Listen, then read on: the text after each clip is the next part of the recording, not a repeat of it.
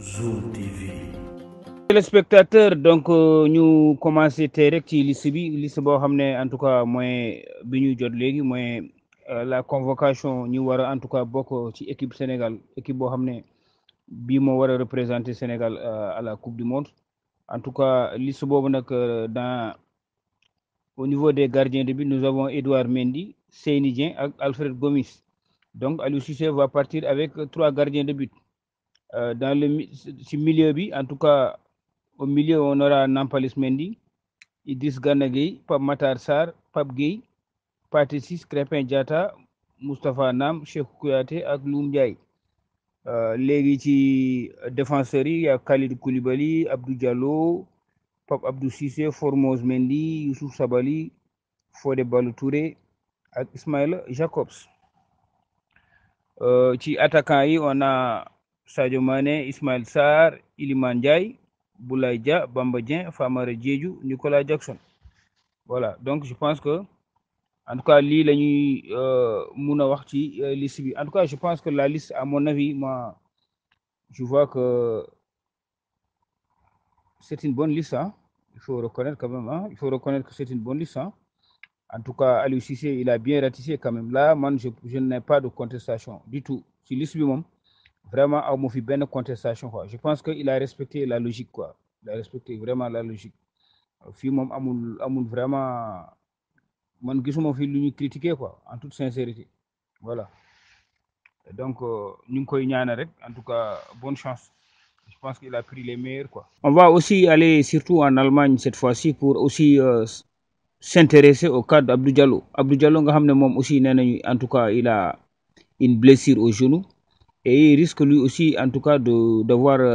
des problèmes surtout pour sa participation à la coupe du monde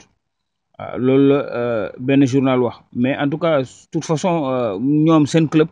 nee nañu rek que moom dafa blessé moom Abdou Diallo mais c'est pas une blessure boo xam ne aussi dina ko mën a tere en tout cas bokk ci coupe du monde bi mais en tout cas ces temps-là c'est un peu difficile pour l'équipe sénégalaise après le cas Sadio Mané actuellement encore ñu ngi ci cas Abdou Diallo. Bon, espérons simplement que Abdou Diallo moom bon peut-être que lui son cas n'est pas aussi grave que Sadio Mané et que ñoom ñaar ñëpp aussi ñu retrouver seen santé je pense que aussi loolu yëpp aussi l'encadrement national en tout cas ñoom aussi nañu dem xool vérifier parce que tubaab yi comme li ma wax rek ñoom la plupart du temps aussi c'est des gens yoo xam ne ils sont capables de tout surtout que l'équipe sénégalaise am na ñu bëri tey ñu ngi xaw a ragal équipe sénégalaise bi. waaw toujours concernant surtout les blessures foofu en Europe en tout cas comme li ñu wax rek le cas de Abdou Diallo et de Sadio Mané récemment surtout les blessures ces derniers jours en tout cas kii di le défenseur Benjamin Pavard moom aussi dañ ko doon laaj dans l'équipe surtout par rapport ak calendrier bi ni mu chargé moom Pavard nee na en tout cas ñoom duñu ay machine nee na ñoom duñu ay machine nee na en tout cas lii sax moom c'est marrant nga continuer di nee na honnêtement c'est trop nee na je vous l'ai dit on n'est pas des machines on est des êtres humains nee na surtout voyage yi terrain yi enchaînement yi entraînement yi nee na vraiment affaire bi yombul quoi nee na nag ñoom ils essaient de faire tout ce qu'il peut pour avoir la meilleure récupération possible mais nag nee na en tout cas moom lii du ko jaaxal surtout les blessures nee na blessures yi moom du ñàkk parce que temps bi ñuy consacré ci sport bi c'est trop entraînement yi voyage yi déplacement yi terrain yi nee na en tout cas c'est difficile nee na soo xoolee rythme bi c'est en tout cas c'est intenable quoi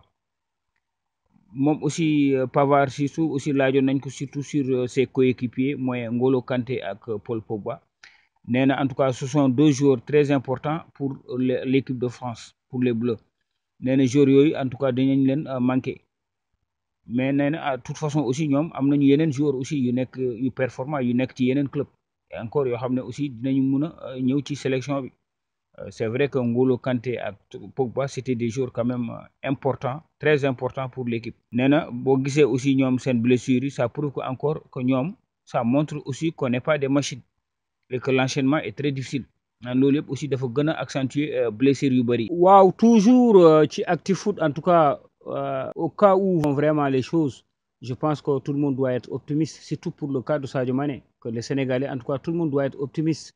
en tout cas selon l'AFP nee nañu c'est fort possible que Aliou Cissé dugal Sadio Mané ci liste bi te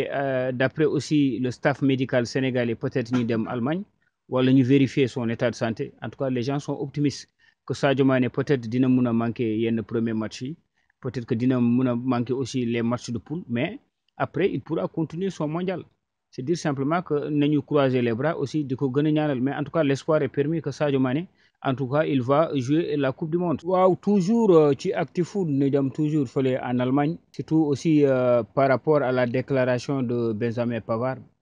le français nga xam ne moom en tout cas il s'entretenait avec le journal français L'équipe moom dañ ko doon laaj surtout sur le cas de Sadio Mané nee na en tout cas avant tout que en tout cas il est triste pour son coéquipier nee na Sadio Mané joueur bu baax la te ñoom foofu seen bopp seen équipe yi en tout cas tous les jours dañ ko apprécier moom Sadio Mané nee na aussi c'est dommage que Sadio Mané dafa blessé ci seen dernier match bi mais nee na en tout cas nag vraiment moom am na espoir ah il a de l'espoir nee na que en tout cas c'est tout n'est pas fini pour Sadio Mané ah waaw faut pas que nit ñi aussi foog ne en tout cas que Sadio Mané warul mun a jouer coupe du monde en tout cas nee na en tout cas y a de l'espoir il y a de l'espoir moom Pavard nee na en tout cas moom ni mu gisee en tout cas il y a de l'espoir toujours pour que Sadio Mané bokk ci coupe du monde bi. Toujours dans l'ActuFoot on va aussi s'intéresser de ce qui se passe surtout au niveau de l'Angleterre surtout au niveau de Liverpool en tout cas selon certaines informations les gens disent que en tout cas le club de Liverpool aujourd'hui a été mis en vente nee nañ c'est la grosse bombe lâchée ce jour en Angleterre le groupe Fenway Sport Group a mis en vente Liverpool Football Club après 12 ans de présence en tant que propriétaire du club nee nañu nag Liverpool dañ ko bëgg a jaay nee nañu selon The Athletic une présentation complète de la vente a été préparée pour les parties intéressées et Forbes évaluant le club en mai 2022 à 3,6 milliards de livres sterling c'est dire simplement que ñoom waa Liverpool actuellement ñoom mooy ñi moom Liverpool actuellement ñoom préparé nañu lépp teg ko ci table bi pour en tout cas jaay Liverpool nee nañu depuis 12 ans que ñooñu ñoo jëndoon Liverpool nee nañu nag boo xoolee ci magazine Forbes nee nañu en tout cas club boobu jusqu'à mois de mai dañ ko évaluer woon moom waa Liverpool ñoom seen club bi njëgu club bi ñu ko évalué woon en tout cas à 3,6 milliards de livres sterling. Et toujours dans ActuFoot, on va aussi aller chez nos voisins du Maroc, surtout concernant aussi la Coupe du Monde. Le Maroc aussi a publié vraiment sa liste. Et il y a surtout un jeune, en tout cas, un jeune Marocain, un jeune Belge d'origine marocaine du moins, qui a été sélectionné. En tout cas, c'est un joueur de 18 ans, un milieu de terrain. Lui, c'est Bilal El Khanous. Bilal El Khanous en tout cas nee na moom nee na en tout cas c'est une fierté pour dem défendre Maroc te moom aussi dafa choisir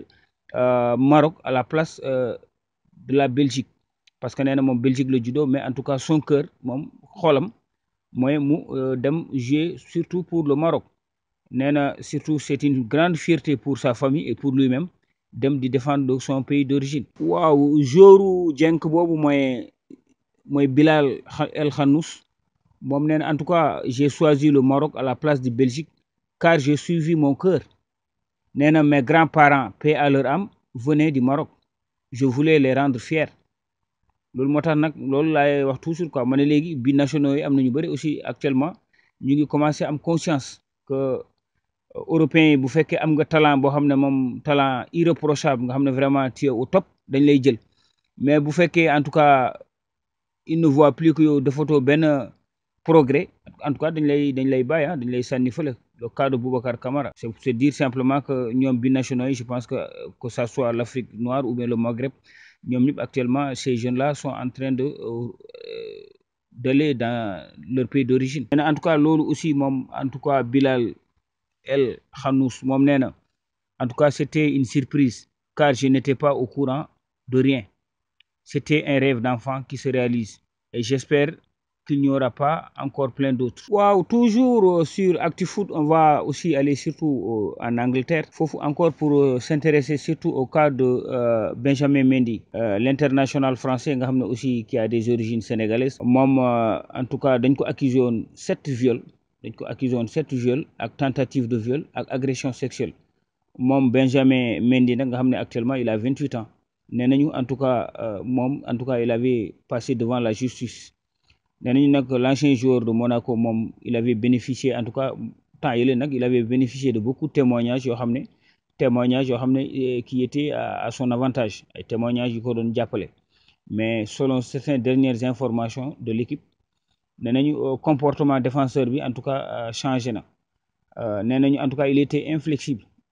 au cours des derniers jours nga xam ne interrogatoire yi ñu ko doon def ak contre interrogatoire yëpp yi ko procureur bi laa doon laaj quoi parce que procureur dafa amoon confrontation ak procureur nee nañ nag finalement il s'est effondré moom Mendy après ci fin bi il a relâché